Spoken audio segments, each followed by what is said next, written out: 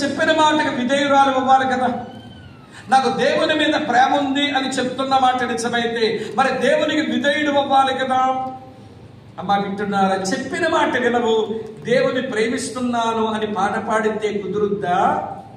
ఏమనుకోపోతే చెప్తాను, మన వాళ్ళు దేవుని ప్రేమిస్తున్నామని ఎంత బాగా పాడతారో.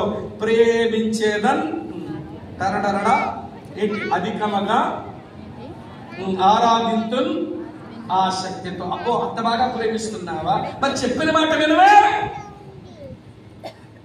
ప్రేమించానంటున్నావు, అని చెప్పిన మాట వినవు. నీ ప్రేమిస్తున్నానన్న మాట ఎంత పచ్చి అబద్ధమో కదా.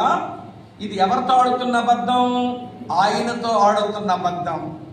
నేను అందుకే తరచుగా మాట అంటాను, క్రైస్తవులు అబద్ధాలు ఆడరు, క్రైస్తవులు అబద్ధాలు పాడుతారు.